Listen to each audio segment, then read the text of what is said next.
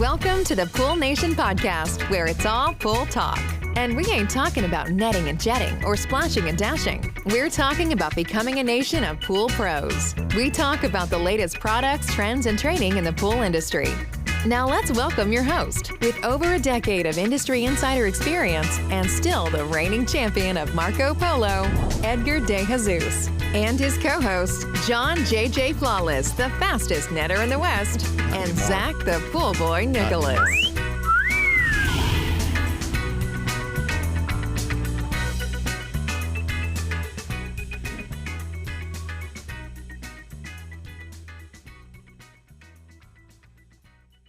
Welcome, everyone, to the Pool Nation Live podcast. I am your host, Edgar De Jesus, and yes, I am the reigning champion of Marco Polo, along with John J.J. Flawless, the fastest netter in the West, which is giving me some Google eyes over here. By the way, we're on the same camera, so everybody can see your Google. Are you wearing? I'm just trying to figure out. You've read this intro. I mean, we talk about Are you wearing your blue eyes? I'm not wearing my blue eyes. Mama, I'm all natural Mama, today, please, baby. Come on, I'm all natural. Yep. And the famous Zach, the Pool Boy Nicholas, which is he's been punished, and he's all the way on the other side of the table today, right? He looks like he's in trouble over on the other side. Is that punishment? It's the cool kid side. That's right. Thanks for that, Spider. Spider with the zinger. He's on fire today, Spider, right? He I think we're going to have to throw a couple zingers out towards Spider this morning. I'm expecting it. You've probably read that intro like 400,000 times, and you still don't have it memorized. Well, I memorize it, but when you start looking at me with those, like, I'm in love eyes kind of things, and you start kind of bad. Did you see that? He was like this. Your heart starts racing. Just, he was like, it throws me off. It throws me off my game. He's got lashes for days. Yeah, see? See that? Thank you. Do you call him Google eyes because he's like searching your soul? Oh, Google, right? I mean, I say googly eyes, but if you say Google eyes, he's searching for something. Because he wants to know it all, so he's Googling down into those eyes, not googly eyes there. Anyways, welcome, everybody. We are talking to Kathi Belcourt, and she is the Director of Sales of Aqua-Tech, and she comes to us all the way from freaking Canada. We are super excited to have you here today. I want to welcome everyone to our live podcast, the podcast where it's all pool talk, and we ain't talking about netting and jetting or splashing and dashing. We're talking about becoming a nation of pool pros. And yes, we will talk about the latest products, trends, and trends in the pool industry. But before we get started today, I want to thank our sponsors for this podcast, the Ultimate Pool Tools, the SPPA, Blu-ray, Aquastar Pool Products, Natural Chemistry, Raypack, and Heritage Pool Supply. We want to thank them for their continued support. This is Mr. Zacharias. Good morning. I'm just at a loss for words over here after that whole back and forth. Right. I don't know if I can hang out with you guys anymore. Good morning. I'm excited to be here at MZ today with you guys. And I've had a very eventful and fun time here in Dallas over the last few days. And I'm sad to go later today, but we'll kick off my leaving with a bang and get into it today. So, Kathi, thank you for coming. And thank you for having me. And you also have very nice eyelashes. I just don't want you to feel that. Thank you. John, good morning. Good. I'm having a wonderful morning. And look, I'm actually very excited for this podcast because, as you can see, this is already unorthodox the way we started it. And I know we're just going to have an amazing time. Kathi, it was a pleasure meeting you last night, just talking with you, and your whole attitude towards life and your personality is just amazing, right? And it's I don't know, it's infectious, right? It's just hard not to be happy around you, and I think you are a mastermind in your field and what you do. And I enjoyed our conversation that we had yesterday, and just talking shop, and can't wait to let everybody know who you are on our podcast, and so they can see what type of person you are, and really the amazing work that you do up in Canada, right? Well, thank you for your kind words, and I'm also glad that I gave you a disease of enthusiasm and no other diseases, because you got Janie, so Mama's got you taken care of. It's all good. Yeah. That's what I'm looking forward to this podcast. This is going to be great. Usually I'm the oddball out, right? We have Edgar and we have Zach, especially. It was like church boys, right? And then I'm like Satan reincarnated on the podcast, and everybody's going, what's John gonna say? What's John gonna say? Now I have my partner in crime, So I'm looking forward to it. And we cannot forget Alicia. You are amazing. Oh, thank you. Thank you so much for taking the time to come out here and to see Kathi and to sit down with us at the podcast studio. You are a wealth of information as well, and I think you are an unsung hero in our industry. And I've expressed that on multiple occasions, and I'm very happy that at least some of the service guys in that haven't gotten to know you now get to experience like the course that you taught with us over at the Western Show, and we've had nothing but amazing reviews on the instruction course that you have on our app as well too. So you are a wealth of knowledge, and thank you so much, and a wonderful person as well. So thank you for taking the time to drive down here. You were saying you haven't even been home for 2 weeks, and you took the time to come out here to sit with us and do the podcast and to see Kathi too. Just shows how the dedication you have and what an amazing person you are. So thank you for coming out. I am very happy to be here. Excited to finally do this in person instead of sitting in front of my computer at home with somebody counting how many cats. How many cats, right? Pictures. So, Kathi, good morning. So many jokes. How are you? I'm super great. Thank you so much for having me here. And thank you so much for having probably the best gift that the industry has given me. And that's a great relationship with partners in general, but Alicia in particular. Like the industry is so inspiring in what it gives to you as a human. And when it gives you more humans that you truly connect with and get inspired by, it's such a great place to be. And you guys did that one more time by having Alicia here today. And it was a great surprise. Like just over the moon happy. Great. And I'll let Alicia tell the story of what we did here. But Alicia, good morning. Good morning. How are you? We're doing great. I'm not sure if it's morning, night, or somewhere in between, quite honestly.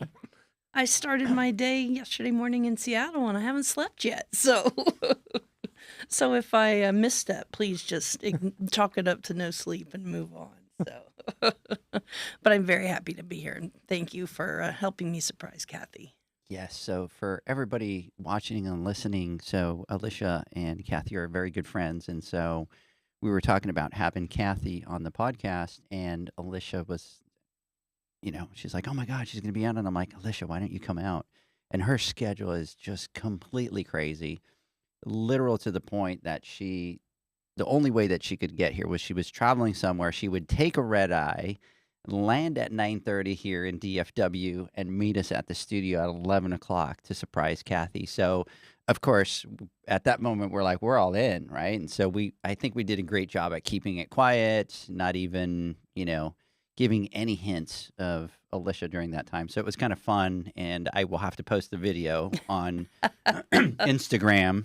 I do want to give a big, huge shout out here to Spider. Spider, thank you for, taking care of us. Spider, do you have a censor button back there? No, I am the censor. You are the censor. Because I have a feeling that there's going to be a lot of stuff that's going to be going on this podcast today. So, well, the people on the live are going to enjoy it then. Yeah, the people that are listening later, y'all might not have as much fun as we have in here. I hope Spider's the sensei of censors today. He's got to be the expert. Yep. So, anyways. Well, prepare your tequila shots and let's plan what the drinking game is going to be. Is it every time that I curse or John curses? Or are we going to do shots at home? I can't drink that much this early in the morning. I was watching a great documentary this morning about bourbon. And I was thinking about you, and then magically you show up, and I like it's just like you put yourself together because you were so much in my head. You just magically appeared. Well, and it was if there's bourbon involved, I don't really right? waste any time. So. Sorry, Edgar, we're hijacking your podcast. No, not at all. And so, by the way, John, just to let you know, there's a drinking game in Canada. Yes. Called the low-hanging fruit. It is. Really? And anytime that you say low-hanging fruit, they take a drink up in Canada. Shots. No. Yep. Absolutely. So the Pool Nation podcast is renowned within my circle of humans. And I have said... You're kidding me. Come on, you're pulling my chain nope. now. I swear on my life. So I have said low-hanging fruit for many, many years. And it can sometimes be a trigger word for some of the younger folk because I say it so often. And then they started this, like drinking game. So It can be, you know, shots of espresso. It can be shots of other fun stuff. It just depends on the time of day. And then when I introduced the team to the Pool Nation podcast, they were like, well, for flock's sakes, of course you love this guy. He says low-hanging fruit as much as you do. Low-hanging fruit. Low-hanging fruit. There's going to be a lot of drunks in Canada. on now. Low-hanging fruit. Absolutely. And so it's Good Friday at home, so nobody's working. So that means 5 o'clock starts at 5 a.m. and not 5 p.m. So all my little ducks and ducklings, you better be at home. And that's so far, I don't know how many low-hanging fruits. Spider, is that 6? I think it's a 6. Okay, yeah. So 6 shots better be down those teeny tiny mouths or Mama's going to be very upset with you. And here's what we would like you to do is please take a picture, tag us on Instagram, and we'll just kind of have to reshare all those shots going out. I personally don't encourage that on Good Friday, but you know what? If that's what you guys do in Canada, then If it's summer moon, would that count? If you like, can you imagine me with 6 shots of espresso? yeah, I totally can. It would be a party. Can you imagine? I'd be like climbing the walls up here in the studio. You're finished tearing down that building next door. Right?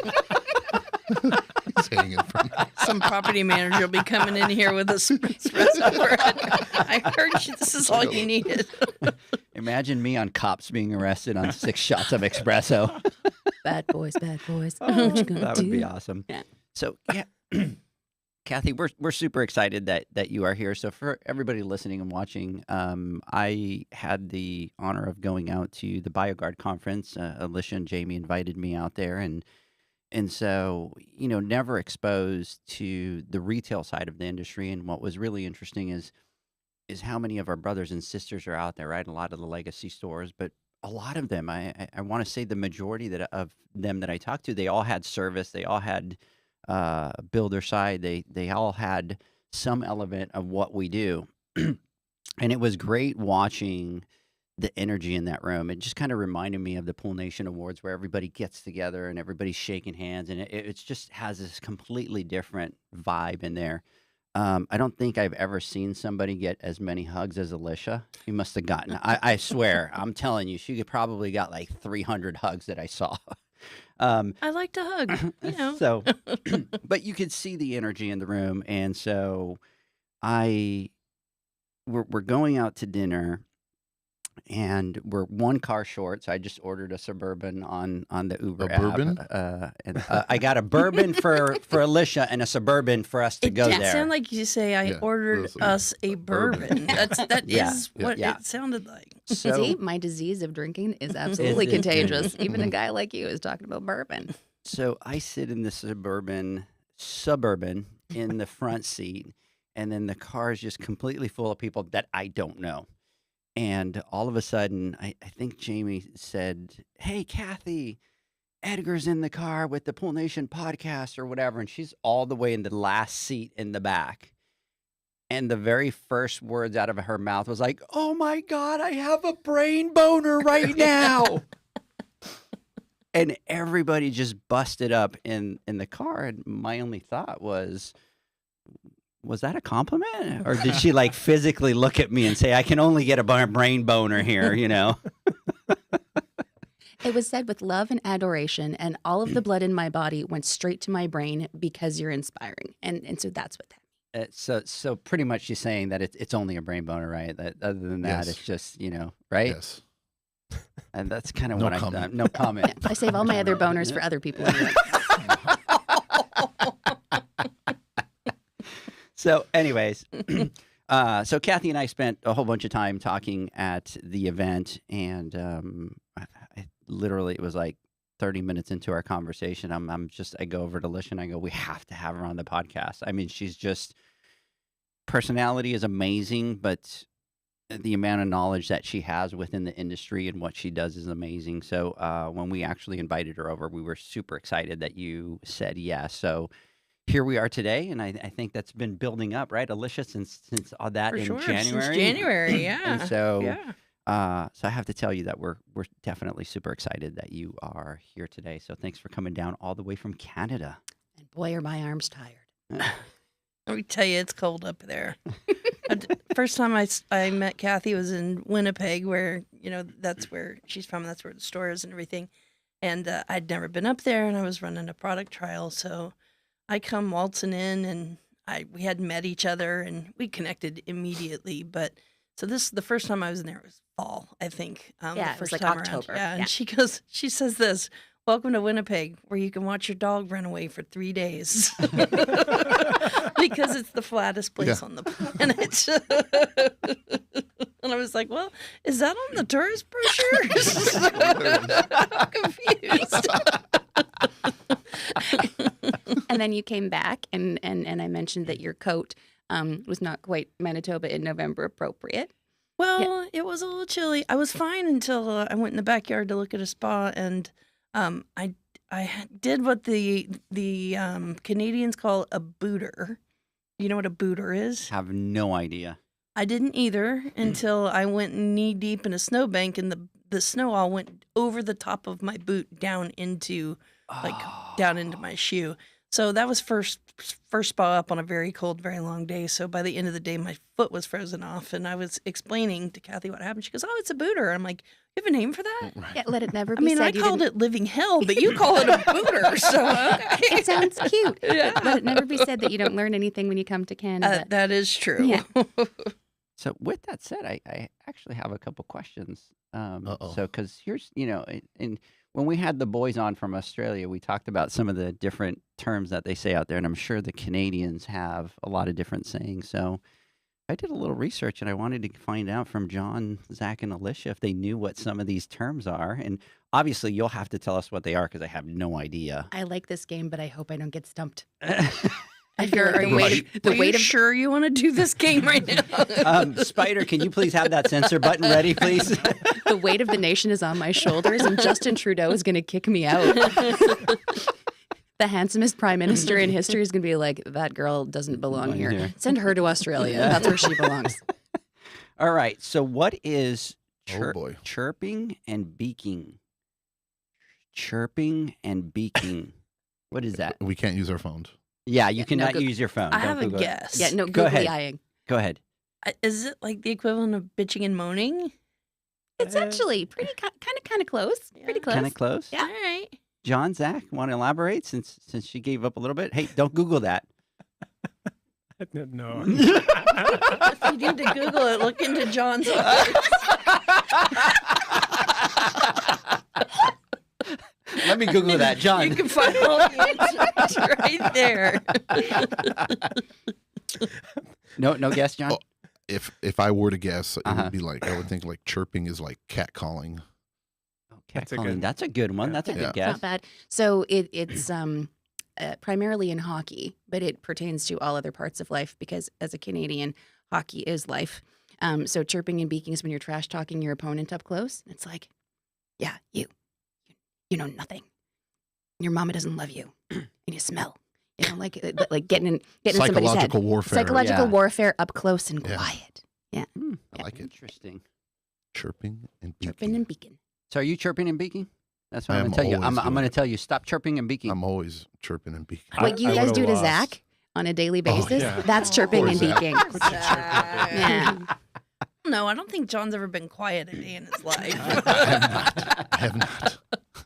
Okay, so I'm next now. Okay. Okay, so Kathy, in this room, who do you think wears gotch, gitch, or gaunch? Holy cow. And Edgar, Zach, do you know what that means? I have absolutely That's not an American word? no. Nothing. A gotch. What was it? A gotch? Gitch or gaunch? Sounds like something off Harry Gaunch. Potter. A gaunch. A gaunch That- is it's that like sounds- like a robe or like a or a gaunch. I'm wearing my gaunch today. My, No. my brain. No. My It's even funnier because of how you said it. Sweet Jesus, give me strength. It's probably I'm probably gonna regret I said that, but I have no idea. Spider, do you have any idea what the heck that is? I'm going with different types of underwear. Different types of Honorary underwear. Canadian Spider, I'm taking you home to Mama.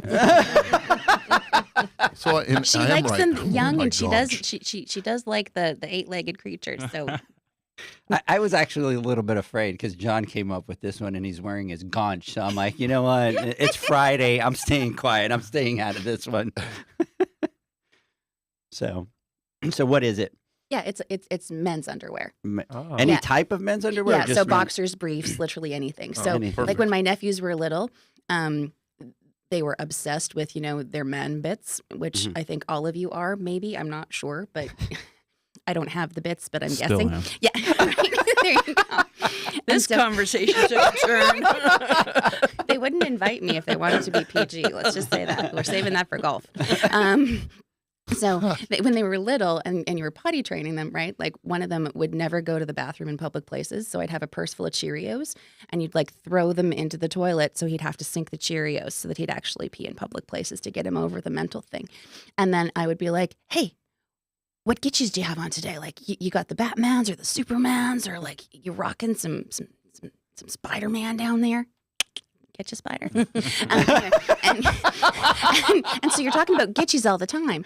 And, there's a lot of women that are offended by the word panties. And so we actually call, in our family, we call any underwear gitch.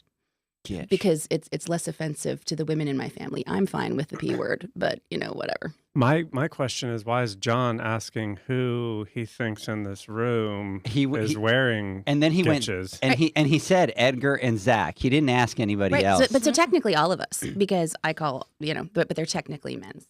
I just think that John wanted to know if we wear underwear, and he was trying to blend it into the conversation. So, Doll, y'all go like commando in California? Is that how it works? Summertime.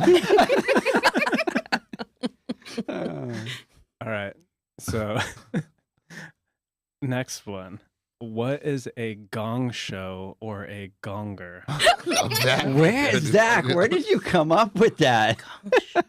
A gong show. That I'm not even going to attempt to answer that one because my answer is going to be very or a gonger.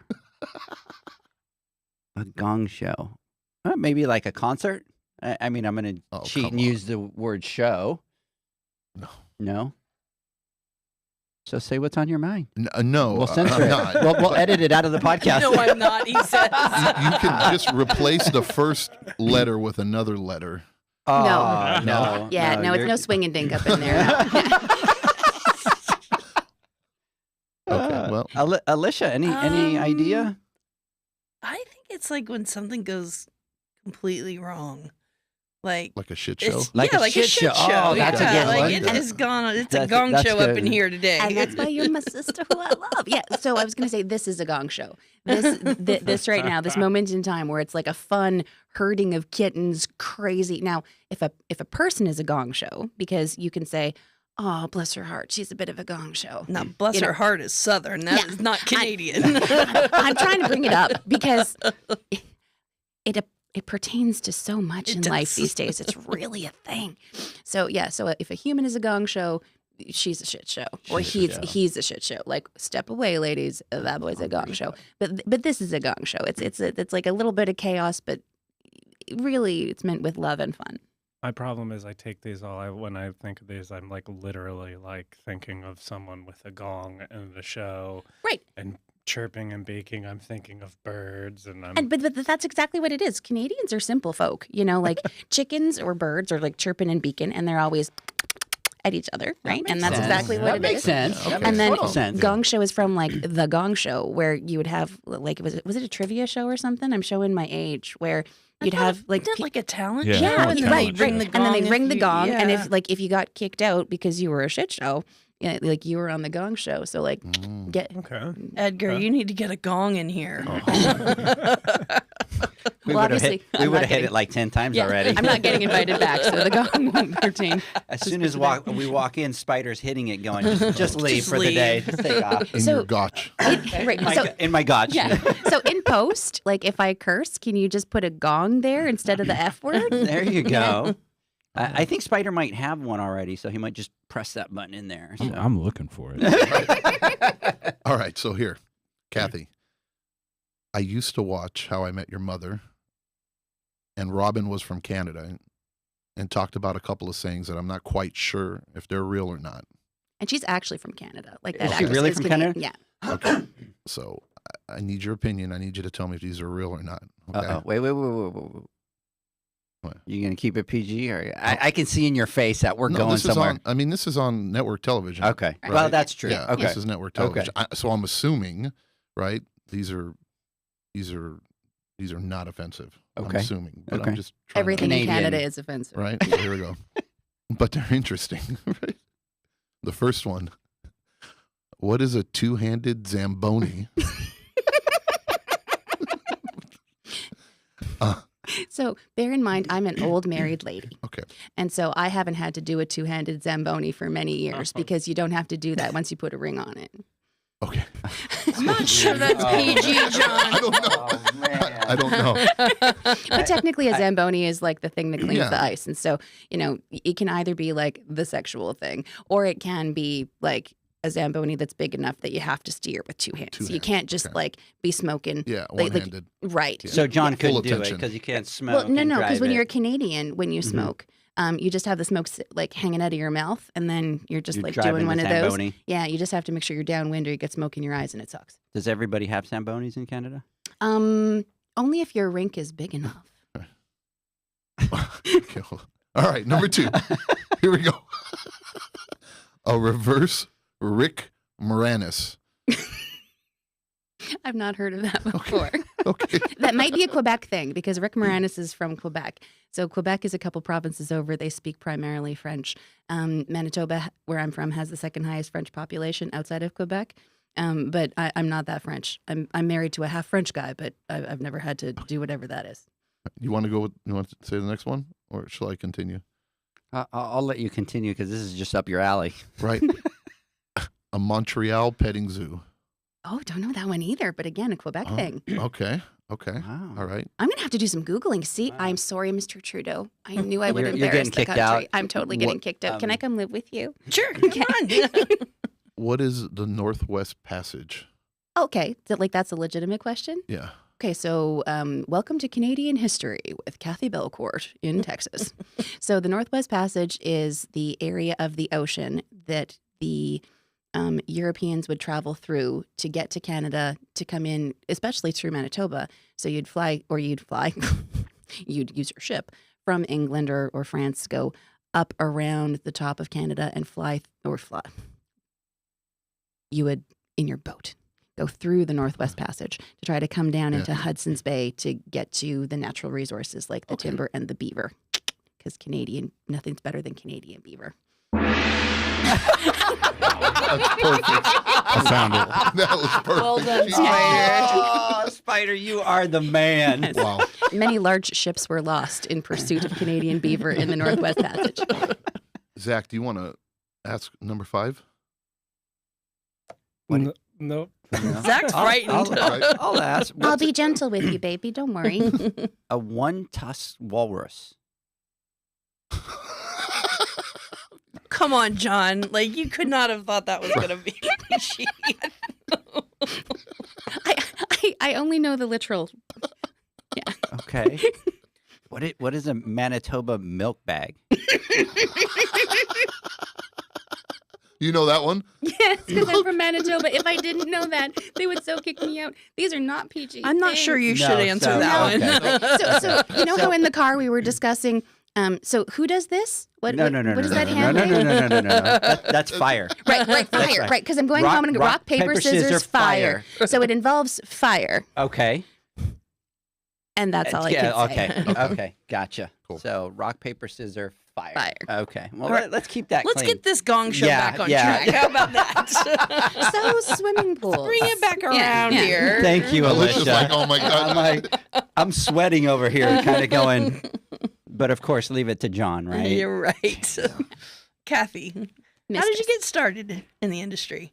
So it was a summer gig for me. So I was working in a Started Chinese. the same way, summer Right, gig. Yeah, right, yeah. Go It's ahead. it's the best gateway drug ever. Yes. yeah.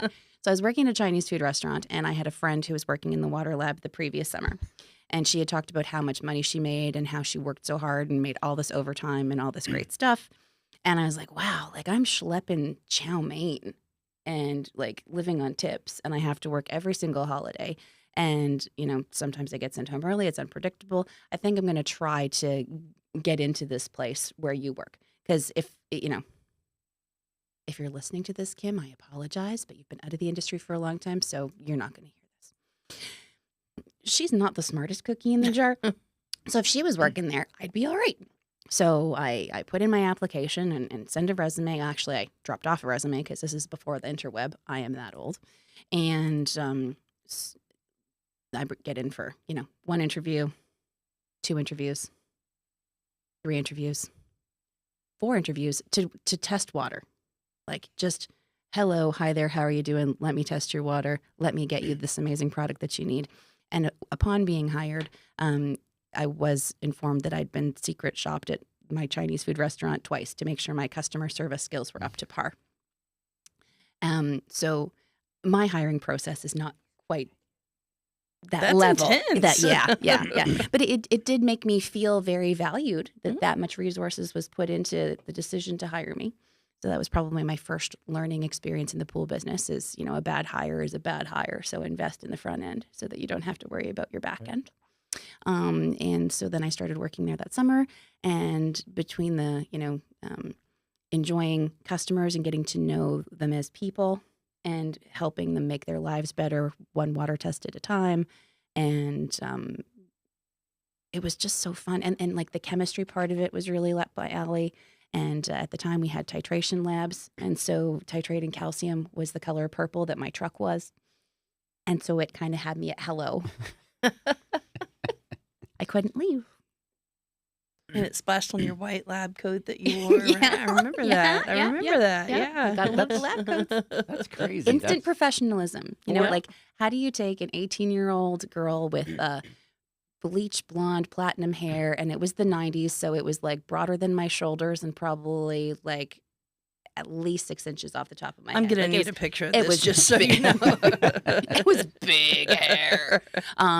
It didn't move in the wind. Like it was solid. It was solid. So how do you take like that girl who's shy and quiet and who's never said no to anybody in their life, who won't say hello to a stranger, who makes no direct eye contact? Like how do you take that person and help them speak to a professional man of a certain age with enough authority to ask them to listen to her, to read that prescription and do what she's asking? Well, you put a lab coat on her and tell her to talk lower and a little louder. And then eventually, one day she will break out of her shell and realize that all I have to do is just like smile at people and be myself and be enthusiastic and genuinely care about you as a human. And then magically people listen to you. And a star was born. Yep. You are very complimentary. I don't know what to say. You're the only person who's actually been able to make me not know what to say. Edgar only gave John and I 1 interview, and I think he's over there just going, God, dog it. Why Should have invested in the front end. Should have invested in the front end. And John, I'm thinking over here that Zach's going back and he's doing 4 interviews and he's going to go shop every employee that they get over there. What do you think? What I'm sitting thinking is like how brilliant that is, right? And that's what we've preached and I've talked about before. And in my previous life, we've had to hire and fire like thousands of people. And to this day, when I talk to business owners and they tell me it's hard to find good quality people, and their usual tactic is throw out an ad on Indeed or Craigslist or whatever they're doing, or throw a poster on the at distribution wall and hope somebody calls and contacts you. And the reality is, when you're interviewing somebody, it's a show, right? It is a show, and it is orchestrated. They are on their best behavior. They are putting a show on for you. And the way we used to do it, when we had to hire for a store. I remember the first store we opened, we had about 175 people that we had to hire, and we rented an office and we set up an office where we did interviews. And our process was there was a total of 4 technically. They did an assessment, they did a first interview, a second interview, and the third interview was with the general manager, and then from there you made a job offer. But the majority of our the majority of our employees that we picked up, I had myself and my managers and my supervisors. What we did is, as we were out and about, we would find people in their natural environments, and we wouldn't go in uniform. We would be just regular people shopping. And when you see somebody that impresses you, whether it's a barista, whether it's somebody at a Chinese store, whether it's at a restaurant or a gas station, or anybody you interact with. If you're there, you need to, I mean, business is always, it's game time all the time. And if you find somebody who has those qualities and are able to do it when they're not there performing or putting on a show for you, right? Or you watch somebody handle a situation that, like a difficult situation, they do it very well. Drop a business card, pull them aside, tell them how well they did, and let them know that if they're ever looking for work or if they ever want to work somewhere or try something different, to get a hold of you or contact you. And then and at the least, you just reinforced amazing behavior for that person, right? Because you recognize them outside of, them working for you, right? As a customer, and saying, hey, I was very impressed with the way you handled yourself. I was thoroughly impressed with how you handled that situation, or how you greeted me, maybe da-da-da-da. Maybe they're content at their work and you're not trying to steal them away, but, at least it'll make them feel good about what they're doing and reinforce that behavior so they continue to do that. And then those people will teach others, especially their peers, and they're going to look at them, and then it's infectious, right? And then it just creates a better environment for that company, and then for the next person that has a chance to interact with them. But in reality, you get phone calls back, and people are like, "Oh yeah, let me hear about this," or "What do you have to offer?" And then now, when you're interviewing with that person, you don't have to really worry about the games anymore, right? You don't have to worry about, are they bullshitting me? Are they just putting on a show? Or are they lying? And you're looking at eye movement and, trying to gotcha questions. And it's more down to, hey, this is what, you have the core characteristics or the values that I'm looking for, which are the most important things. You can't teach those to people. It's hard to teach that. And it takes years for that to change. And most people that has those types of characteristics are embedded in them from birth and from the way they were raised, at home. But skills, you can teach anybody that, right? We can teach anybody to service a pool or to test water or to do whatever it may be. So if you already have that out of the way, your ability to retain and keep good employees, right, or have the right people on your team, that front end drastically increases. So you got to think outside the box, and I think that's a good lesson of what you said. And look, and bless her soul, because now you're in our industry, right? And look at the impact that you've done for people, right? And what you've done. And if that probably never happened, you probably would never be here, right? For sure. I'm very, very lucky. Like, I was put so in the are right we. place at the right time with the right people. And when hiring, it's one of those things that I do on purpose, because there's been a lot of times in my long and storied career that I have been put in positions that I'm naturally not comfortable with. And there's a fine line between helping somebody grow as a person and become better and trying to make them change who they are as a human. So when I'm hiring, I want to make sure that I'm, just like you said, hiring for certain personality characteristics of who they are naturally, and not put somebody that's introverted into in the front of the house, in front of the customer thing. Or take somebody who's incredibly detail oriented and put them in a position where those things don't matter. But, like cleaning a pool, caring for a pool, like scrubbing tubs, give me all of those people who have what's that like attention thing where you like ADHD, like, come on, babies, I'm hiring, by the way, if you'd like to move to Canada, because it's naturally where their skills are. And then every time that they do a good thing, their serotonin bumps up, and they're getting, they're getting positive reinforcement for knowing that just because I'm different than this other person who's told me that this is a problem in my life, it's not a problem. I was just in the wrong place, doing the wrong thing with the wrong people. Yep. So the right people in the right place will always do the right thing. Sorry, I didn't mean to hijack and turn this serious. We were having so much fun, and then all of a sudden I was like, I can't stop. This is the good stuff, though. This is the good stuff right here. This is what I love. So, Kathi, could you talk a bit about what all your role is at Aqua-Tech, what all that encompasses, what all your responsibilities are? So do you want me to start at the beginning? You got 4 hours, or just what I do now? Let's do it. In the beginning, there was Kathi in the water lab, and she loved the science, and she liked getting to know customers. Like, once you actually decide, so first of all, let me start with, every morning I have to make the decision to be a positive, enthusiastic person. It doesn't actually, like, when I wake up in the morning, I'm not like, hey there. I wake up and make a conscious decision. Today is the day that somebody's life becomes better because I said that one thing that they needed to hear that nobody else has said to them. That is my job today. So the water lab helped me channel that. We would have customers coming in, we'd have to pull their card from data files, and we wouldn't know who their names were, and it wasn't making people feel special. So as like a summer student who has nothing better to do, it became a personal challenge for me to know every customer by name. And it was just like, how am I going to entertain myself today? Oh, I think I'm just going to try to remember everybody's name. Okay, I can't do that because there's too many people and I'm not that smart. So how about I start labeling water sample bottles with their name? So when I greet them, I can cheat and go, oh, Mr. Jones, it's so great to see you today. Oh, tell me about the kids. How's your golf game? Because, that's pretty much 90% of people who you're going to see in a day have children and golf. And so I was able to create a connection. And then by the positive reinforcement that I got back from those customers, it let me know this is important. I need to do more of this and I need to make this contagious. Even though I have no vested interest in this company or the people that are in it, it was entertaining for me. And it made me happy. Like, retail will suck your soul dry. Being in pool service will suck your soul dry. It feels like you are doing selfless acts for people constantly without people acknowledging how important your job actually is, until you choose to see that in yourself. And then it's amazing how many people will actually acknowledge it and say it back to you, right? So I started labeling water sample bottles and getting to know customers by name and getting enthusiastic about caring about them. And then I decided I didn't want to leave the pool business, that I was going to finish university and get a degree that is sitting somewhere in my house maybe, much to my grandmother's and mother's chagrin. But I love what I do. And I had two parents who were accountants who tolerated their jobs but didn't love what they did.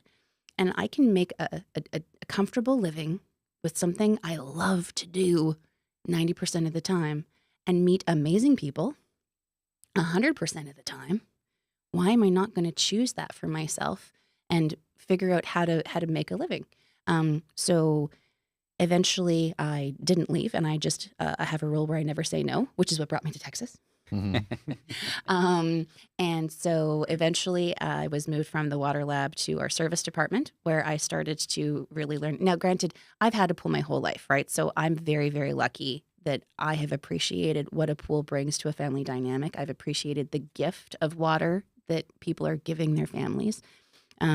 So I knew a little bit about pumps and filters and stuff, just from my own pool, but not what you actually need to know, right? So they moved me from water testing to service, which means, hey, we think we should clean pools because we have 3 customers who've asked us to clean their pool. If you want to keep working and you want to make more money because you want to get out of your parents' house, well, you can go do that before work and after work.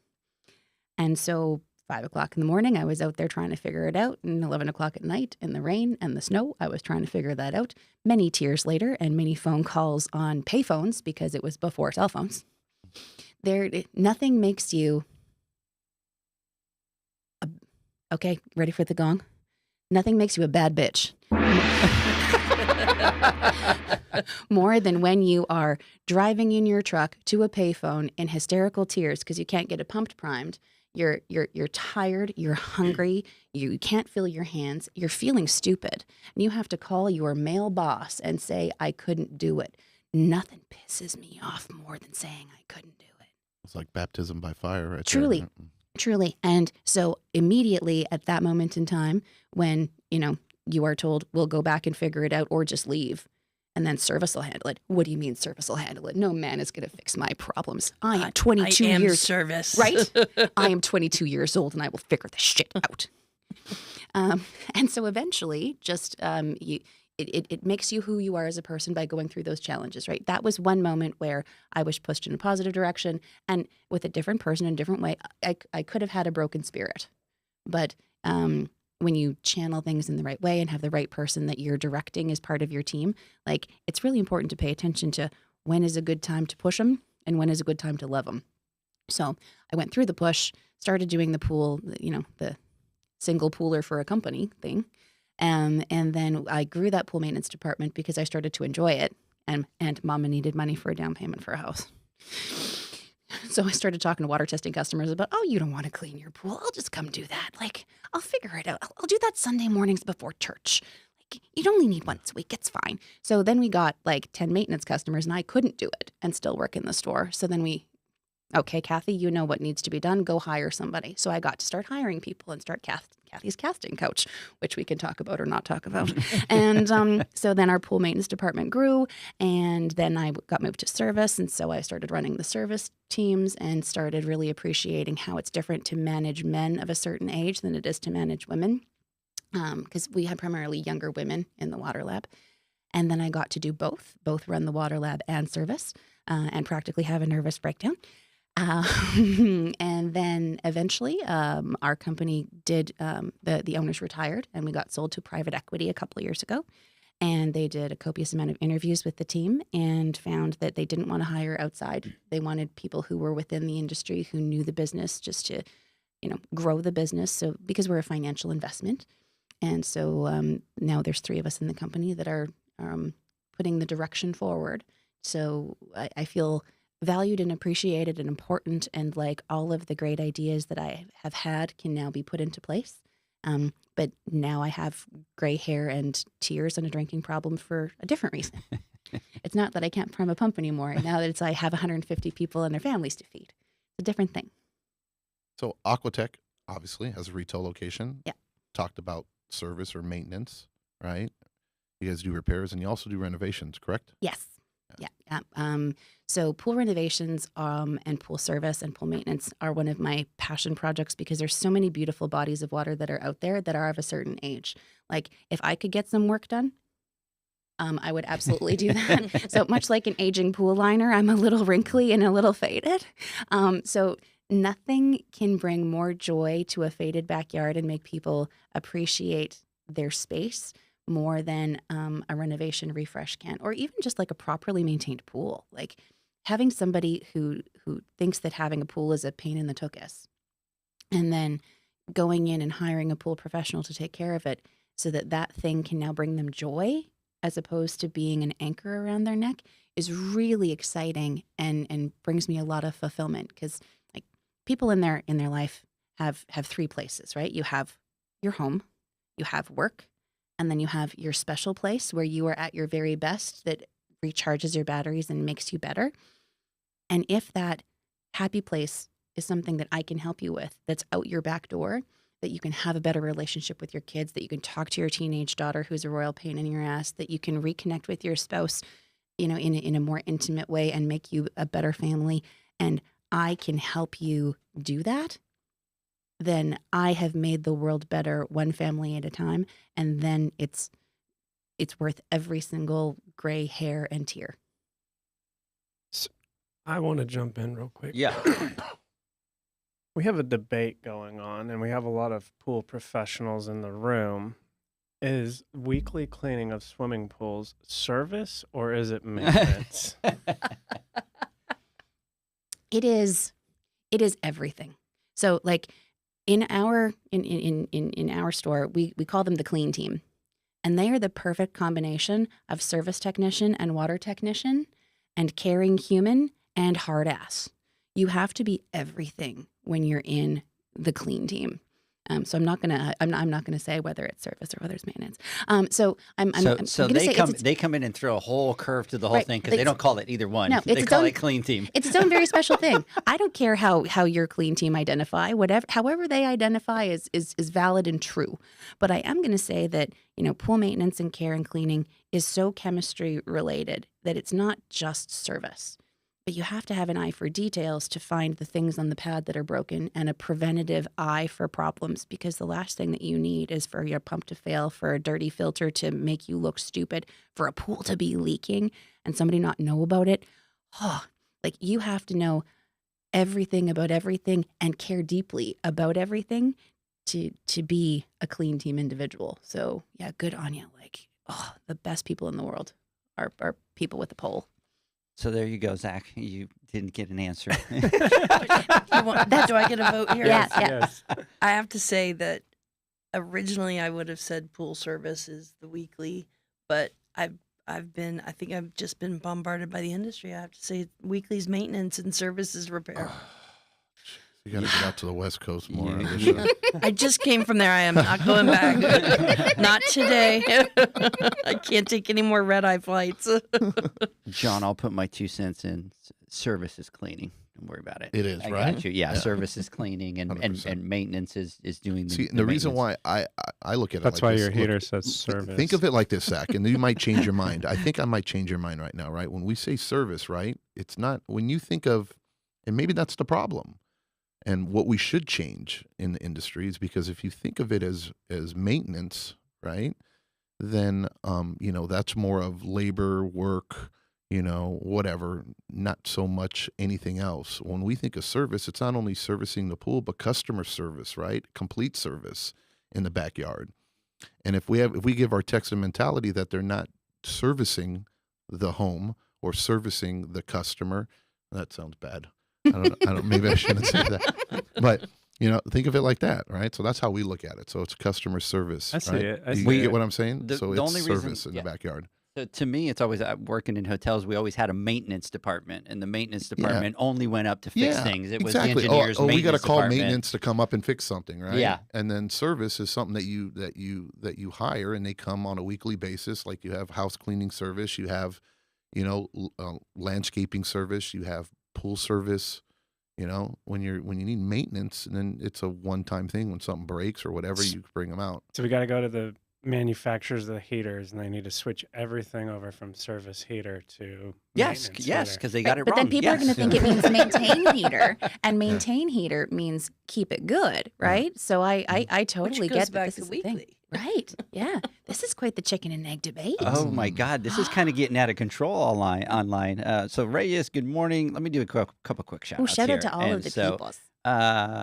Kevin, big shout out to you. Let's see, Maria, Michael, Benny is out there. Big shout out to you guys.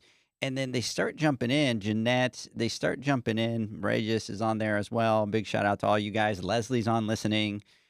So let's see here. So we go, let's see here. Weekly service is what they're saying for the service as weekly service. And then Leslie's going, service is repairs.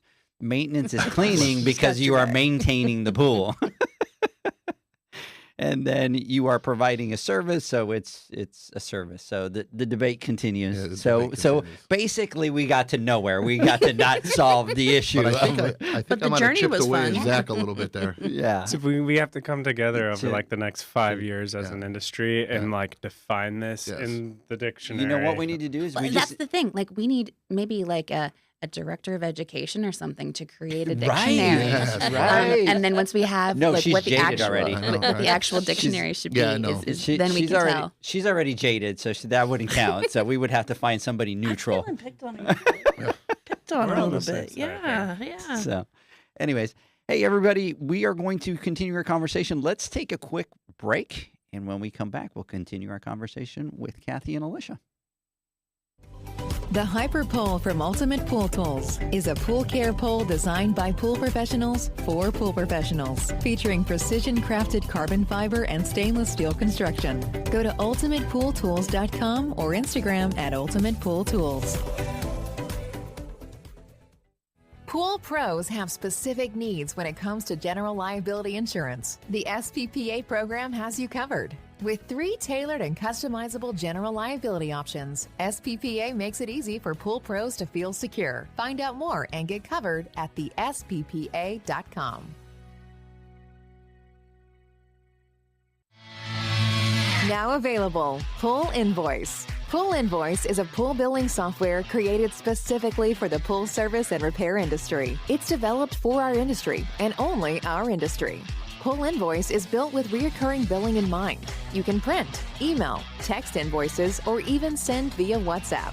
You can add reoccurring or yearly charges, accept credits, and set up autopay. You can even see when customers have seen the invoice. It even has a customer portal where they can log in and see, print, and pay invoices. It has all your customers' information on one page, so you don't need to search through hundreds of invoices looking for the one you need. Just go to the customer profile and it's all at your fingertips. Created specifically for the pool industry, Pool Invoice. Now available at poolinvoice.com.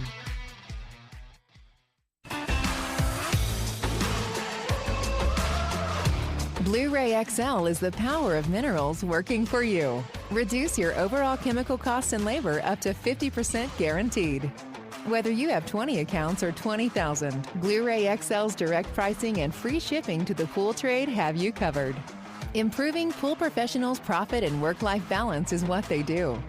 Blu-ray XL, the real mineral purifier. Visit them at BluRayXL.com. Blu-ray all day. Aquastar's new pipeline cartridge filters, available in 2 sizes, deliver top-notch hydraulic efficiency along with best-in-class filtration performance, approaching that of DE filters. Uniquely designed, open pleat spacing means 100% of the media square footage is usable. And these claims are backed by NSF test results. Designed with the pro's time and comfort in mind, the patented double-locking system improves safety and ease of access, making filter cleaners faster than ever before. Available now. Ask your supplier for pipeline filters today.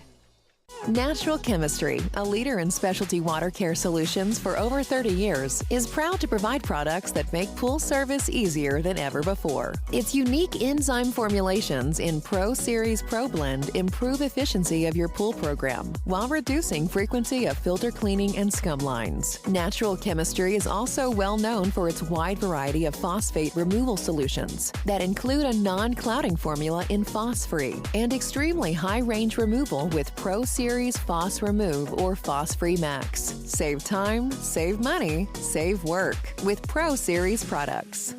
Stop sacrificing durability or efficiency with the help of Raypak's new Avia HD models that utilize NITEC, their exclusive industry-first technology. NITEC heat exchanger technology is Raypak's latest solution to superior strength and maximum efficiency when it comes to residential pool heating. With 900% more nickel compared to copper nickel in critical surfaces, NITEC creates an ideal surface to protect against scale formation and erosion without compromising on Avia's 84% thermal efficiency. Learn more at raypak.com/NITEC.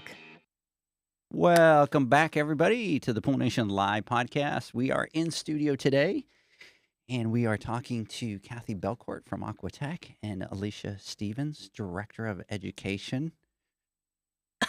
Right? Thank you. Yes, that sounds wonderful. Doesn't that sound good? Yes, it does. Yeah. So, what's that, John? That's amazing. That's amazing, you right? can see the grin on her face.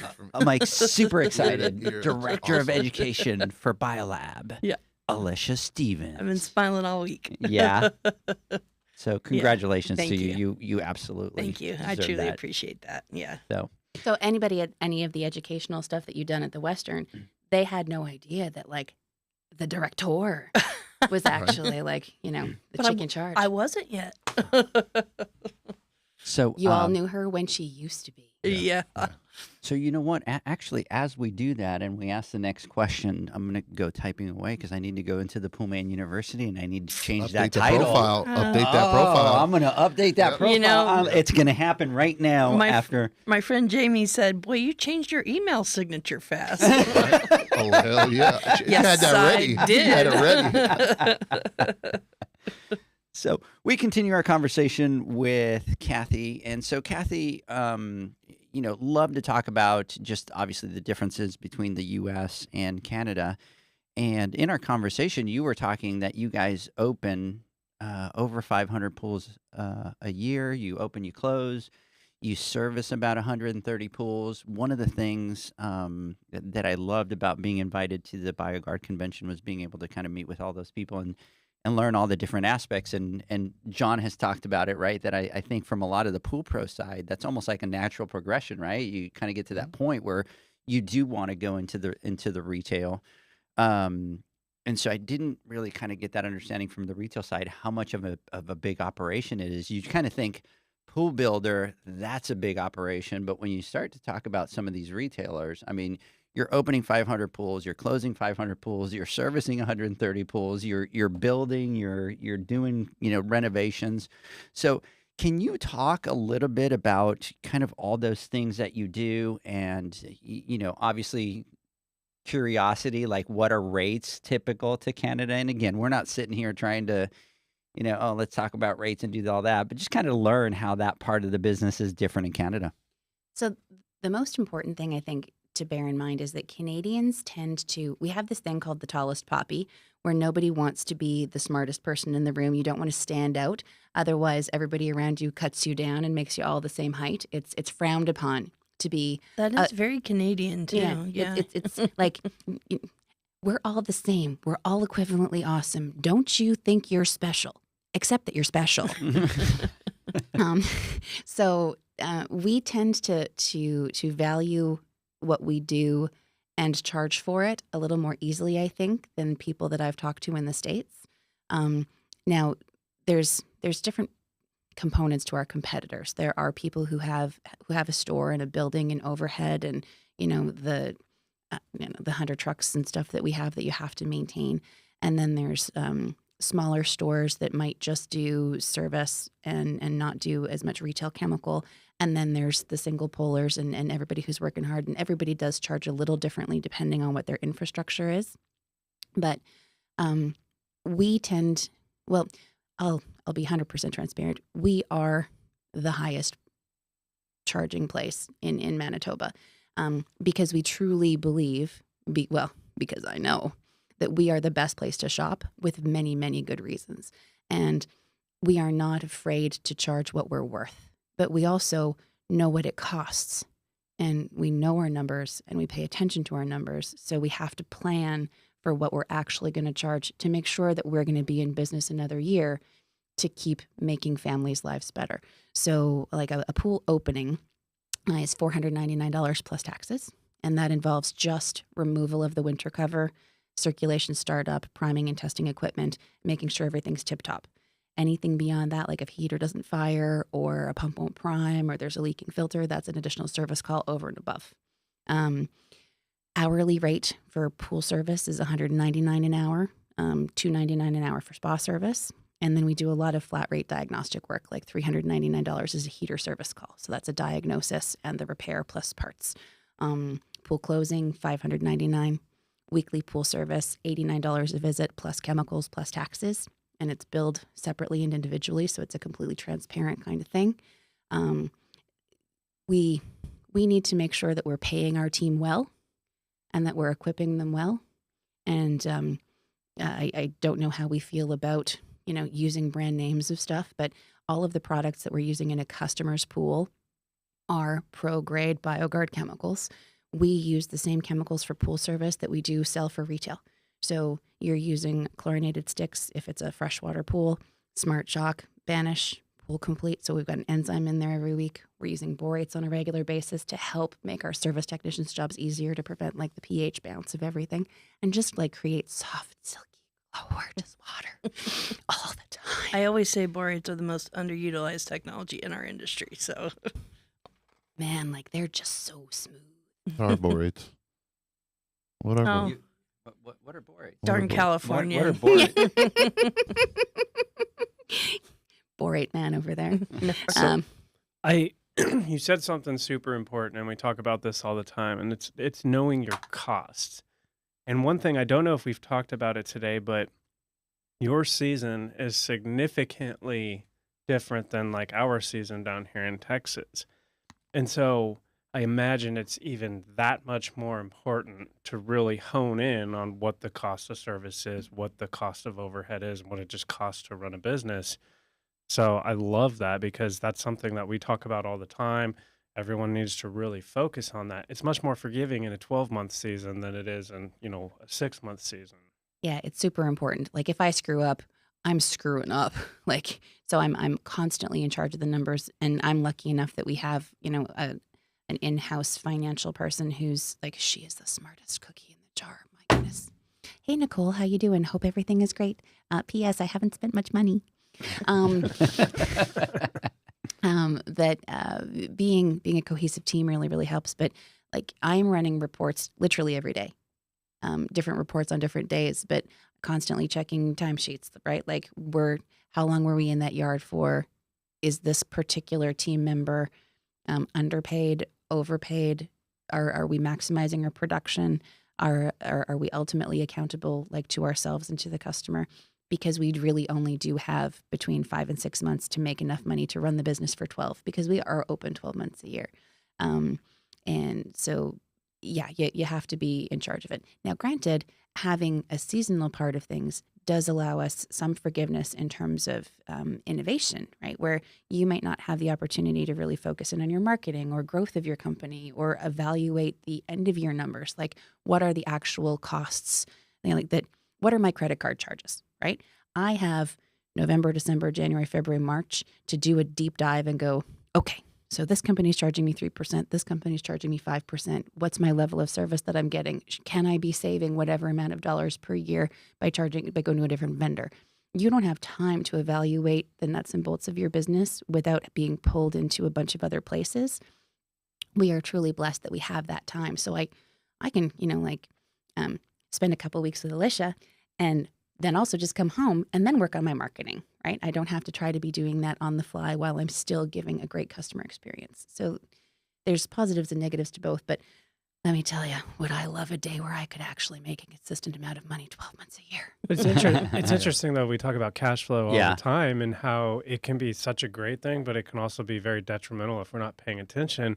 And one of the things that we talk about is like if you were to just hit pause and let everything kind of balance out, everything going out, go out, everything coming in, come in, what would that number look like once the dust settled? Would it be a positive number or a negative number? But with the 12-month season, you're constantly you've got the next month coming in and the next month coming in. So it's interesting because that is something I would like to just hit pause and then let's see, Cable tray places for a 12-month period. You can come up to Canada, and I don't know if I know my numbers that well. I'll know your numbers by the time we're done. Tradesies, fun. No, look, and I want to talk a little bit about what you said too, and I think, we've said it for years where we believe that we have an important role in the backyard, right? And I'm not going to talk about it over and over. I mean, we have talked about it over and over again, but as a service technician, when you go out there, you're truly a professional. You're in charge of some very important things, not just netting a pool and vacuuming. I always tell our clients when we go out to quotes, I go, you can hire anybody to net a pool and to vacuum a pool. Seriously, you can get your kid to do it. That's not our priority there. My number one priority is water management, right? To make sure this water is clean, safe, so your family's protected. And then secondly, to make sure that the equipment, right, and this vessel is protected as well, so that you're not spending money and you have an amazing experience with this in this backyard. That's our number. And then cleaning is secondary, right? Anybody can do that. And of course, that's part of doing the job and part of maintaining the pool correctly, but it's not the hard part, right? Anybody can learn to do that.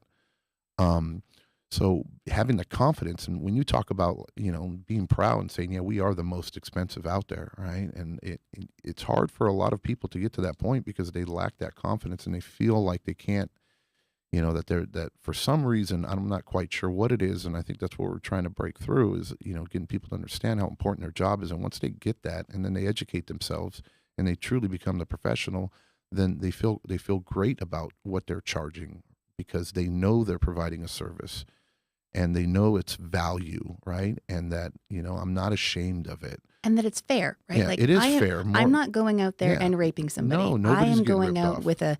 with a set profit margin that I know that I have to make to keep our team employed and our company growing. And this is what it costs. And this is what the price is for the level of service that I promise you will always be happy. Yes. I mean, and that's all that it is. Yeah. When we go into a backyard, we tell customers and we give a price. I go, we have a minimum, right? This is our minimum. And I don't care if you have a 1,000 gallon pool or a 15,000 gallon pool. This is what it's going to charge, what I'm going to cost for us to go back here, the minimum. And we don't just throw this number on the wall. That's what I need in order to maintain or to provide the service that we expect to give. And then also too, I mean, we have to take into consideration up in Canada as well that, I mean, it's a hostile work environment. You guys got to deal with like bears and like moose. And booters. You know what I mean? And booters. And like why some frigid conditions. I mean, winter spa service costs more because of the booter factory. Yeah. It's the truth. So, I mean, are the technicians out there, are they packing, because there might they're be packing. Yeah. Oh, yes. They it's always important to have a change of clothes because in Winnipeg we can have all 4 seasons happen in one day, right? Yeah. So we will have snow and then it will get to be plus 20 and then it's going to torrentially pour on you. Yeah. So you've always got to have you've got to be prepared. But we do charge different rates in winter than in summer because a service call does take longer and we have to have different tools and we have to have different preparation. So just proof that like our numbers are so important. And if we could charge less, we would, because it would be way easier to sell more things if you charge less. Yeah. But then that has to come from somewhere, and that's going to come from the customer experience. And because of our passion for people, it's not something we can compromise. And I don't think that anybody who takes the time to care about what they do and is listening to you guys who have the mentality of we're making a safe space for people to be better in our industry. Anybody who's listening right now is not the kind of person who's not going to be deeply caring about people. But to care about them, you have to service them properly, and you have to charge enough. Yeah, you need to know your worth, and I think you guys are a perfect example of that. Know your worth. We've been preaching that. So I have a question. You were very transparent. You know, you're the highest price in Manitoba. It's hard to say for a Canadian. I know. That's tough. So, and know your worth. So I absolutely agree. And I think that's where a lot of people fall short in a lot of different industries, but specifically ours. It's, you know, we've had discussions about what do you charge per call, and, you know, how do you get that, and what goes into that, et cetera. So I guess my question for you is, you know, highest price in Manitoba means you bring the most value. What does that look like compared to your competitors? Like, what do you do differently that lets you be the highest price in Manitoba? And you're obviously doing it and getting it because your business is doing well and you are making enough money to stay open another year. So what does that look like that's different from what everyone else is doing? Without sounding like a self-help group, excellence in execution. That doesn't sound self-help. If I ever get a tattoo, that'll probably be my tramp stamp. Excellence in execution. But really, it's working with incredible supplier partners, right? And doing education and finding out what technology is new, and what can I use of this technology that's going to make me different. What makes me different than everybody else? So what makes us different is education of our staff and education of our customer, and then letting them make the choices that each of them need to fulfill who they are. So we will service whatever needs done, whenever it needs done, to whatever extent you need. As an employee, you can work here as much or as little as you like, for as long or as short as you like, so long as it's a win-win-win relationship. Good for the person, good for the customer, good for the company. And we're really, truly blessed to have incredible partners who feel the same and do the same, who are bringing out new technology, who are there to support us, who, I don't know how pool service in the States works, because we're so retail focused. Like, I have a rep for BioGuard, right? And so if I say, hey, these are my numbers, what am I not purchasing enough of? Where am I missing the boat? And how can you help me sell more algicide, as an example? How can you help me do better? Like, where do you see my gaps? It's like getting a free business coach. And I'm sure that there are, you know, for guys and gals in the truck, there's got to be, like, Heritage is doing a lot of good stuff, right? Like, I don't know that much about them as a company, but it really sounds like having people support you to help you grow, and depend on them, because I don't have infinite resources. We're just a little company in Winnipeg, Manitoba, Canada. Like, we're only 750,000 people, which really means only 3% of those people will have a pool or hot tub, right? We're itsy bitsy comparatively to many of, like, the big guys down here. So it's depending on good people to be good to us and asking for help when we need help, but being dramatically different. So we treat people with caring. We're an educational based company. The last thing I want to do is sell somebody a heater. I know that sounds silly, but like every other company in Winnipeg prices their pool equipment to be what keeps their lights on. I price our chemicals to be preventative so that I never have to sell you a heater again. I never want you to buy a heater because you've taken such immaculate care of your water from a retail perspective, or our service team has done so good that your equipment has outlived its expected life expectancy. Because eventually things just naturally break due to age. But I don't want the premature wear of a chemical imbalance to be costing you more money. So we focus our resources on preventative care and maintenance as opposed to fixing broken stuff. So I want to ask, because, you know, out there, and John talks about it all the time, the good, better, best, right? And there's a strategy. There's people that can fall into good, better, and best, and they can succeed, and they have their strategy aligned with that. What, for you, has driven the mentality to focus on the high-end VIP premium service? I think it naturally just is where all of our supplier partners are within the market. So we're selling premium grade product. So they're the pro grade ones. We sell the higher end pool equipment. So we're a Pentair dealer. So we're at the upper end of costs for those particular. So we specialize in that. And honestly, from a business strategy, we know that by focusing on giving the best experience possible and having a premium experience for a customer, we're going to have the people who have the highest income, which will be least affected by financial instability. So as a company, we're preparing ourselves to be the last men standing in a financial apocalypse, because if something bad happens to financial stuff, our particular customers are going to be affected, but not as affected as somebody who is not in that upper part of the market. So they're a little more resistant to change, which means our business is more stable. We're at less risk. Right. Absolutely. So do you see other companies up there get into price wars, or is there like a race to the bottom? Everybody's a race to the bottom. Oh my goodness. And it just drives me nuts. It's like, do you people not understand that you have value? Do you not understand? And there should be no such thing as a race to the bottom. Yeah. Unless you want to be a bottom feeder. If you are the kind of person who just, like, if you chase ambulances, great. Have a really good time. But if there's enough customers to go around for everybody, truly, if we all respected each other enough to make, you can focus on this thing that you're passionate and care about, and I'm going to focus on this thing that I'm passionate and care about. So I'm going to get these customers, you're going to get those customers. It's all going to be great. So the red ocean strategy, I stay away from a red ocean because the sharks are eating everybody and there's nothing but blood. I want to stay on the blue part of the ocean where I am the only shark swimming around with all the other dolphins. Love it. Edgar was doing some. I don't know. He was doing he was doing a dance. What were we doing?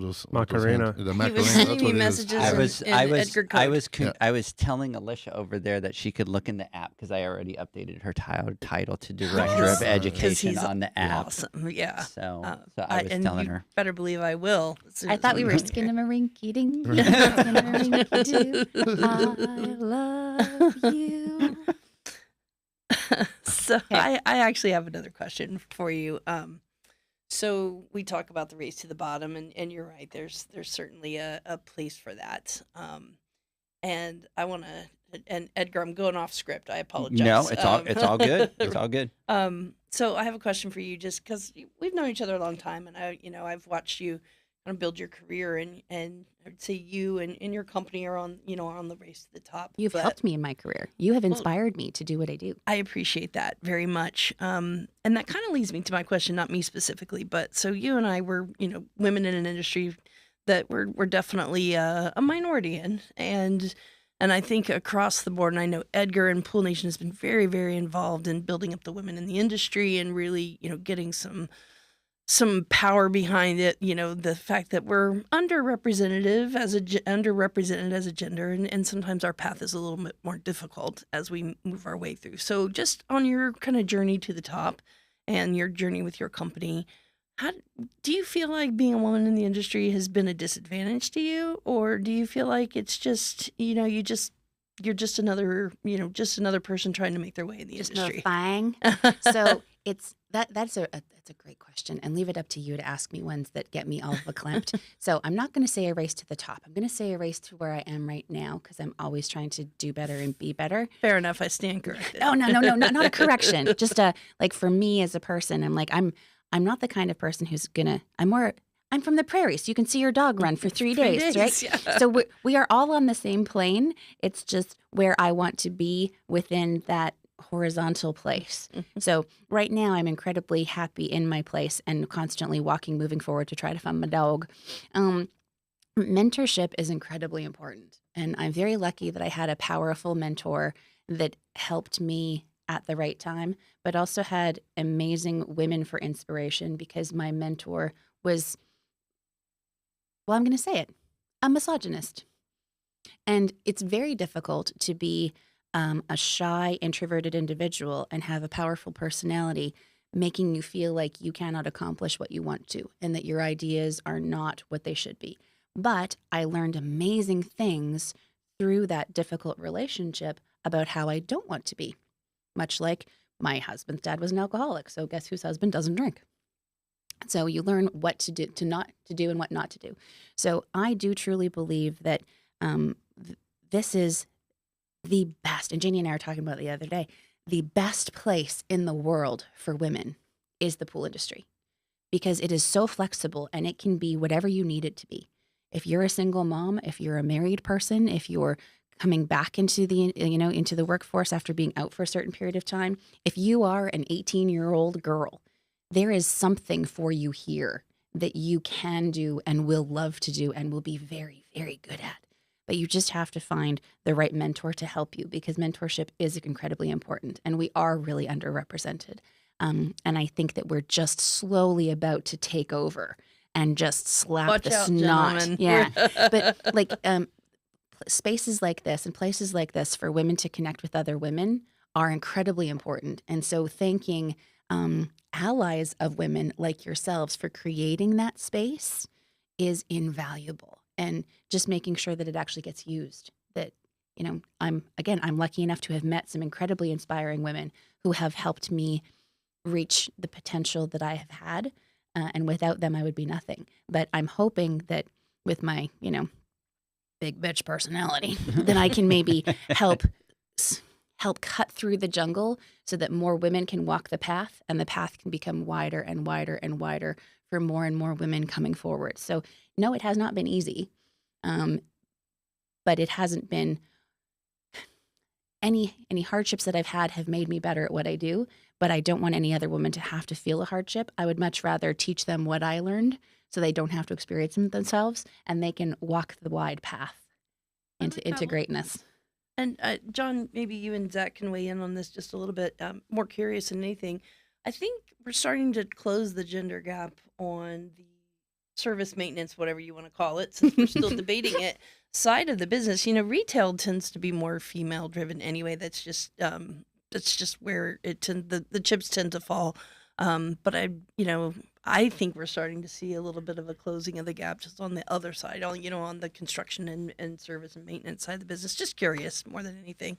Oh, I agree 100%. I think we are as well.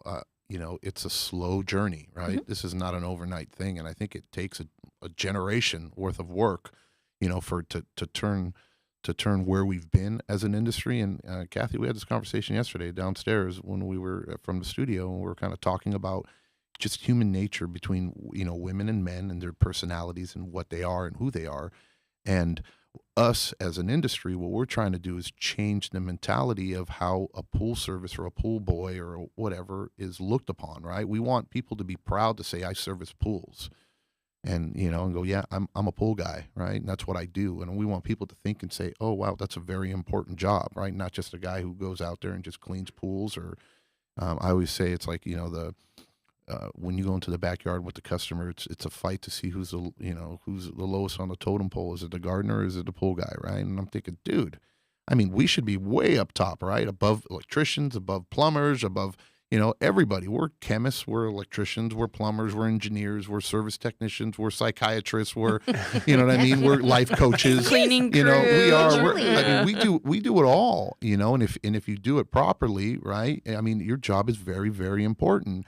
And I think what we're starting to see in the industry is when we are bringing in wonderful women, right, in this industry. By nature, women are more nurturing, right? They're more trusting, right?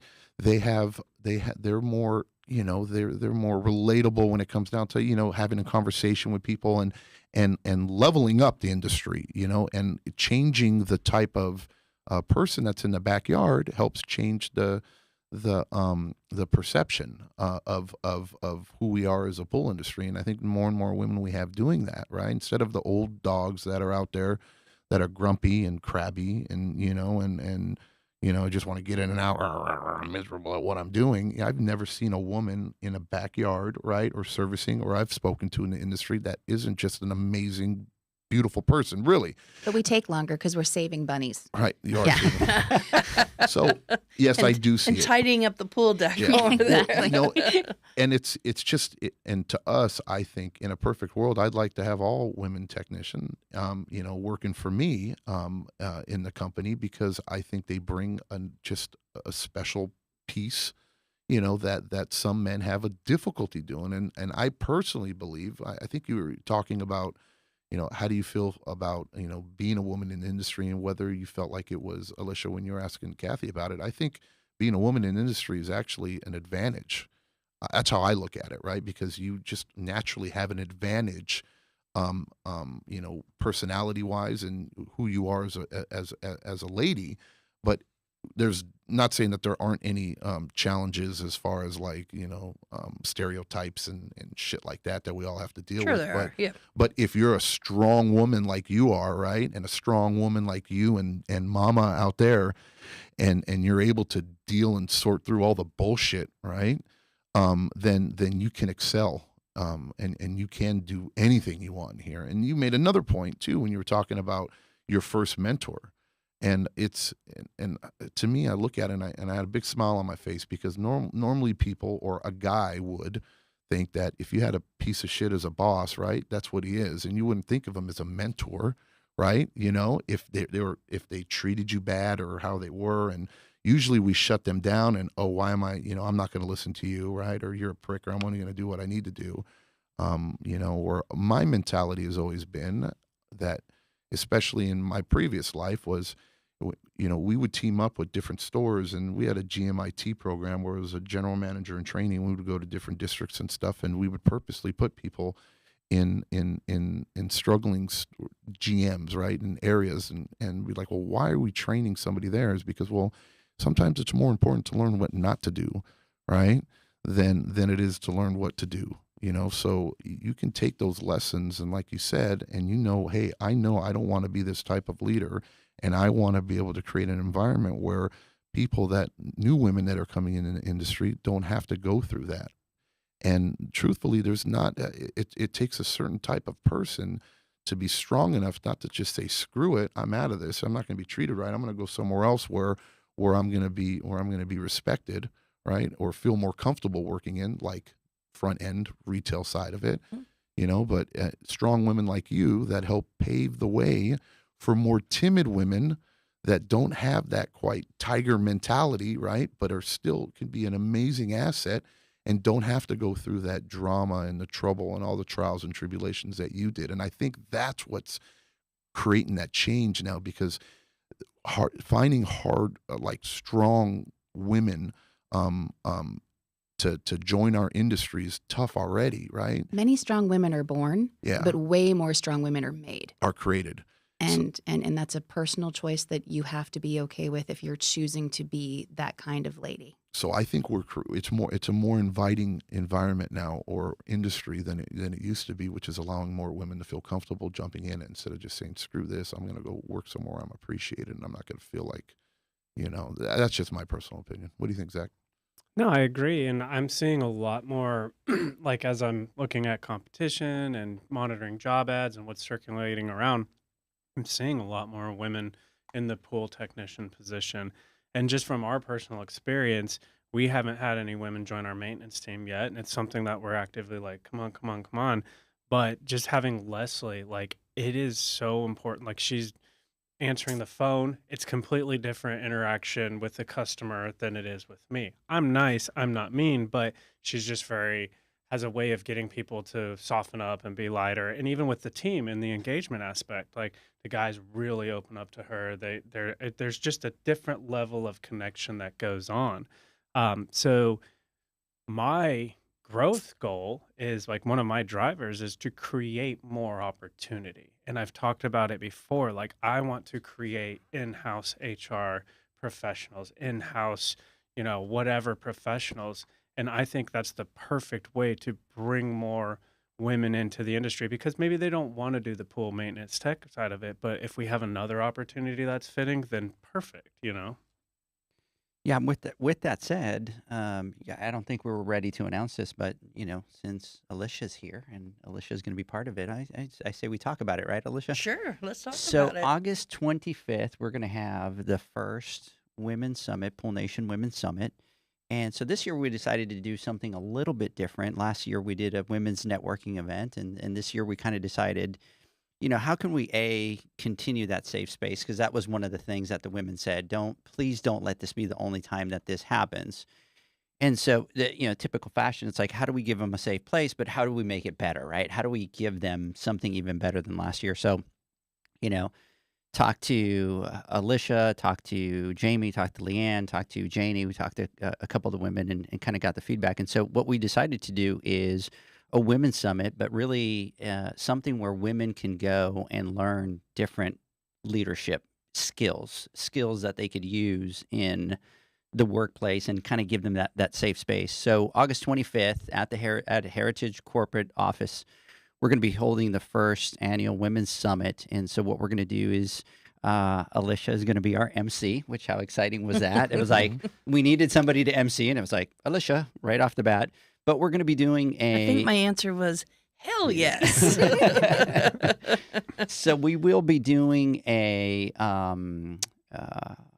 couple different things. So the first one is a public speaking. So it'll be a 4-hour kind of public speaking for women.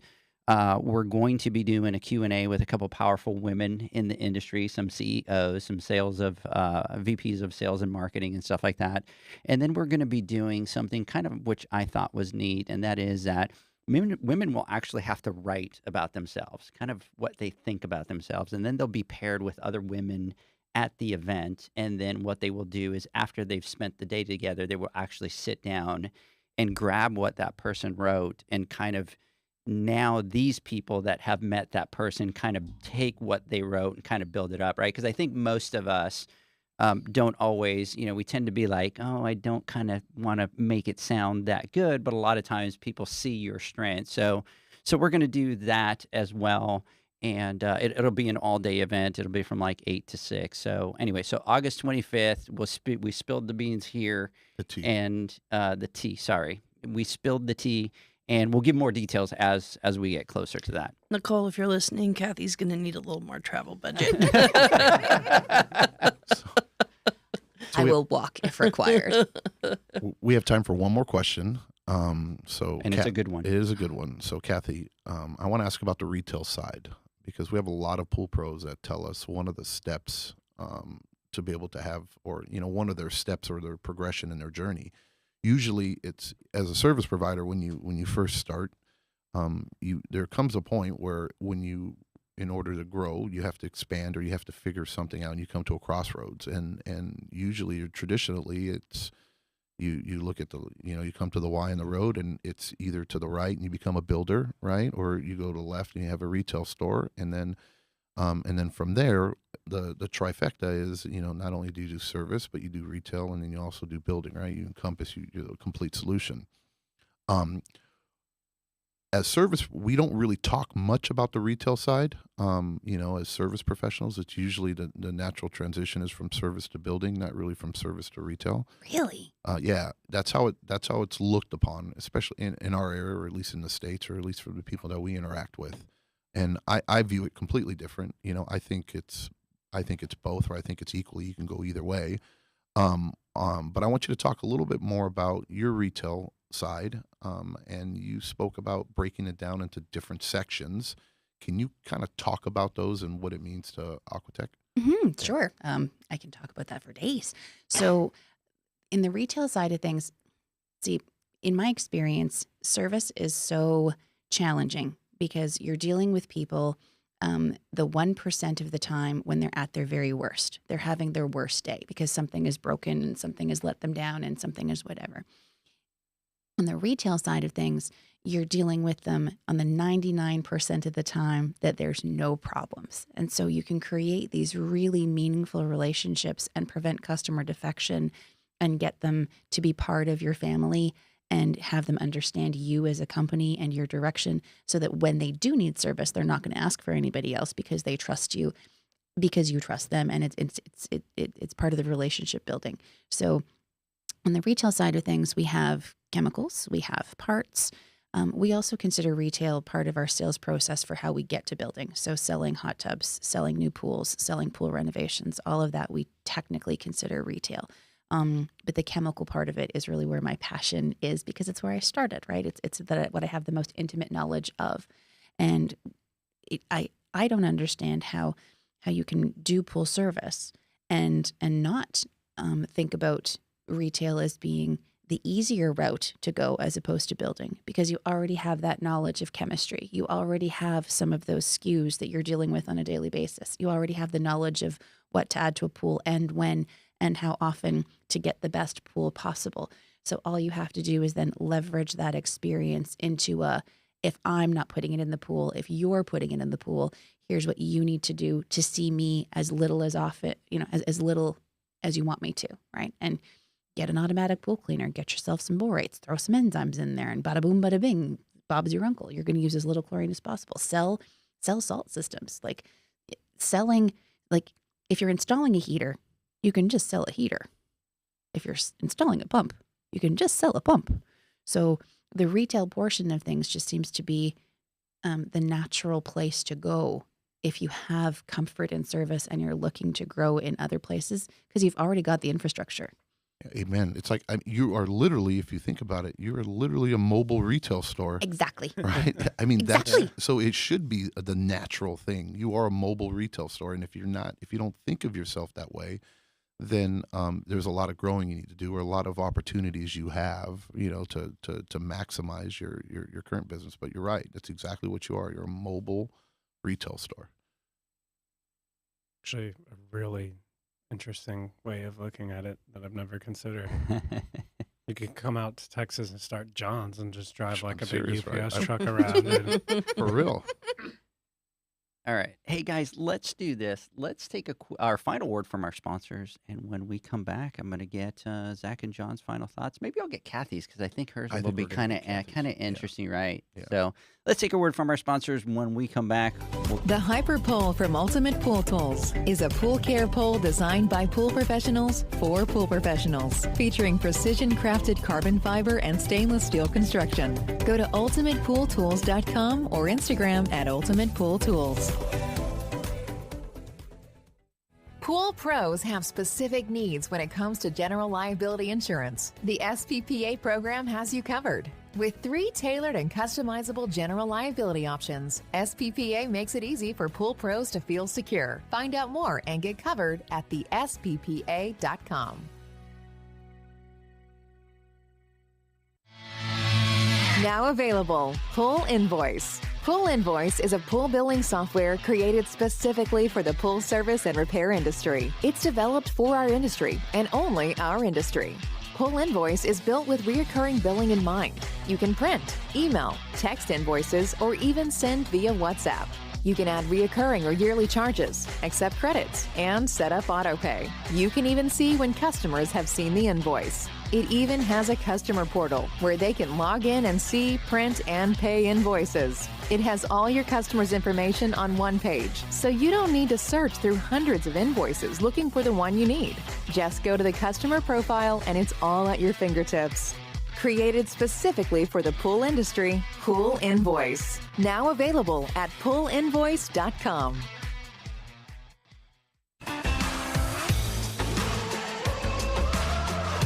Blu-ray XL is the power of minerals working for you. Reduce your overall chemical costs and labor up to 50% guaranteed.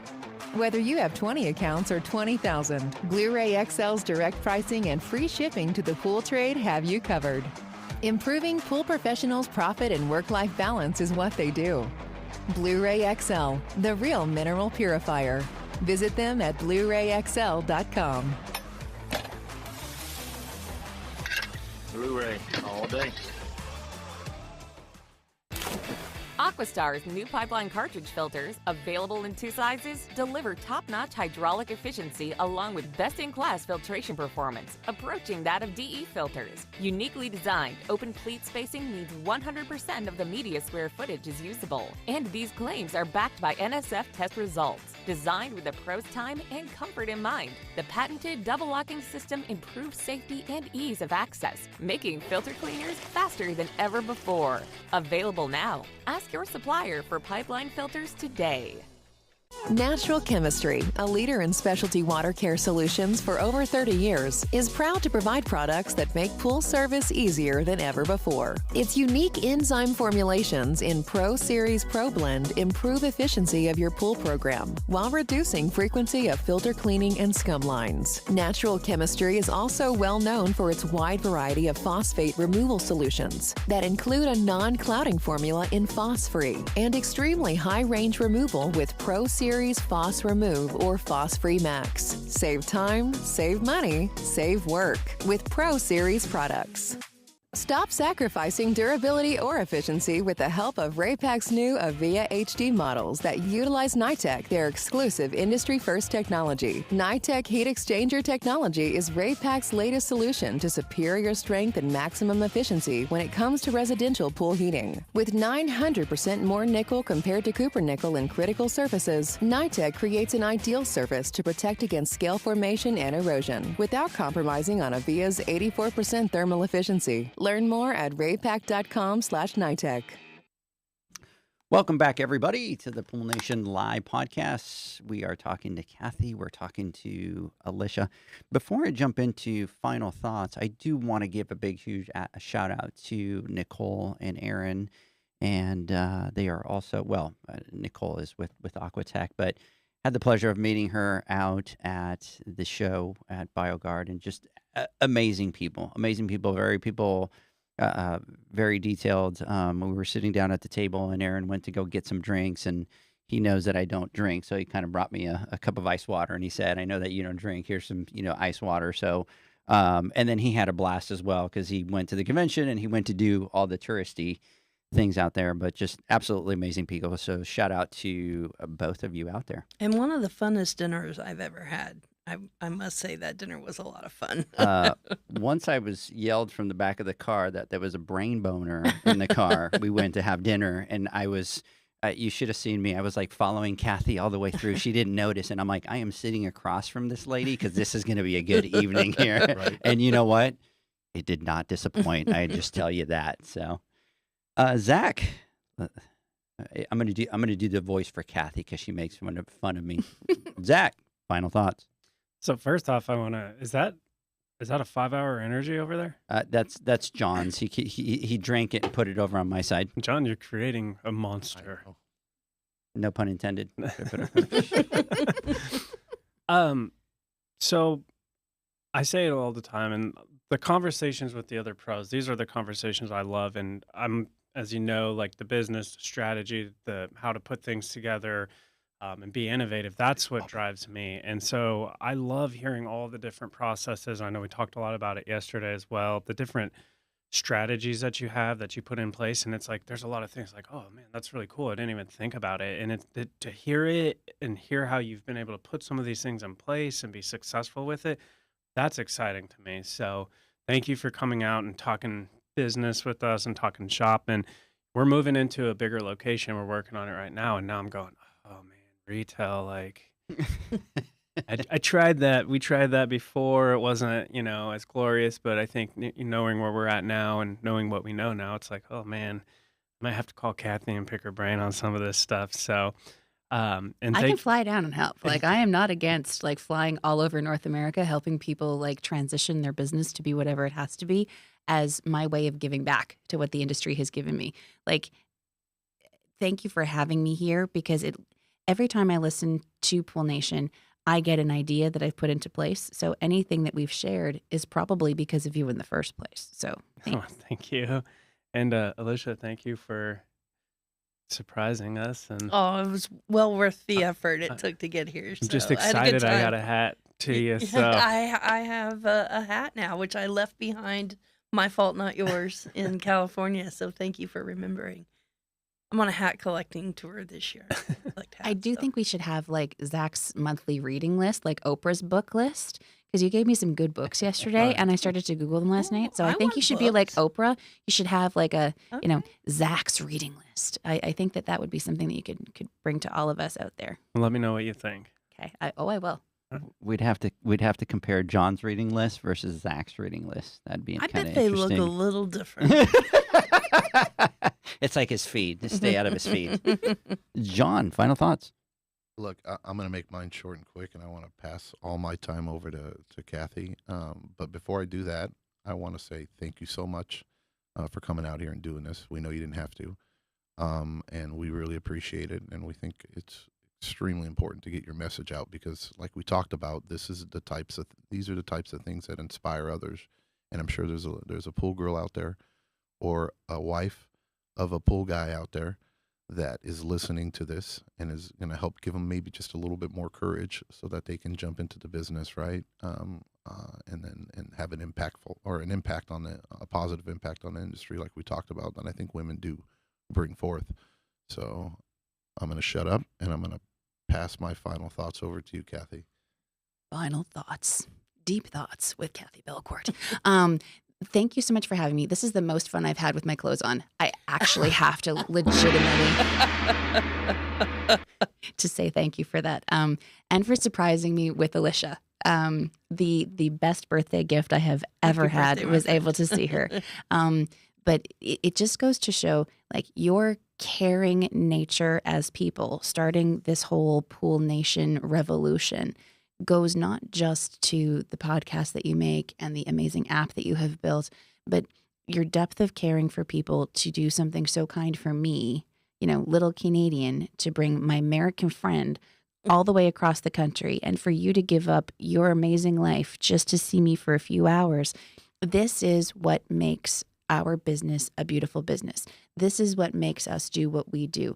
Our the spouses that we have that are helping support us in literally something that from morning till night we are committed to doing.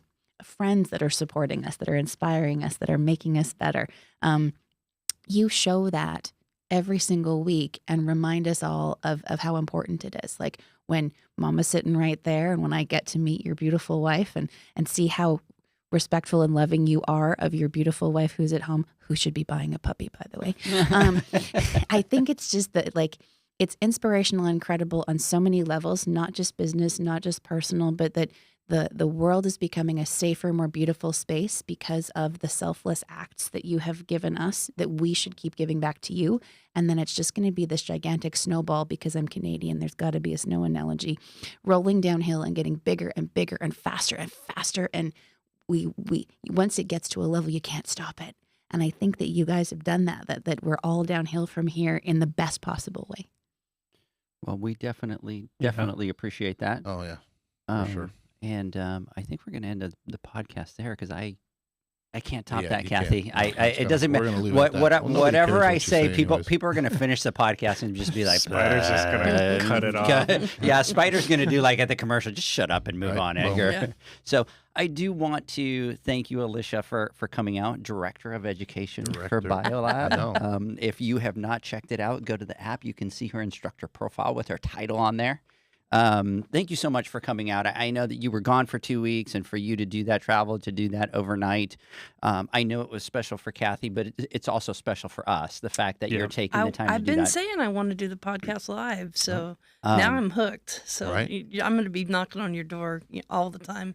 Well, You got space for me? You got space for me in Yes, here? always. I'll tell you what. So we put it down here on the air. Open invitation. We open invitation for May. And we will do a podcast with you on the Director of Education with BioGuard. I would love to do that. BioLab, Yes, right? yes, Yes. yes, So yes. take a look at some dates in May, Okay. and then let me know what works for you, and we will all come back here, Let's and do it. that'll be all about you. That sounds perfect. All Sounds right. great. So, Spider, I want to thank you also for jumping in, for saving this a couple times, I do what I can. And I know that while we were at break, he told me that he censored every single one of them, so I didn't have to worry. Nobody online saw it, so we're good. So, anyways, Jenny, thank you so much for coming. We appreciate you always, the support. Everybody, have a great weekend. You will catch me and John next Wednesday on the Instagram Live. Have a great weekend. Bye, guys.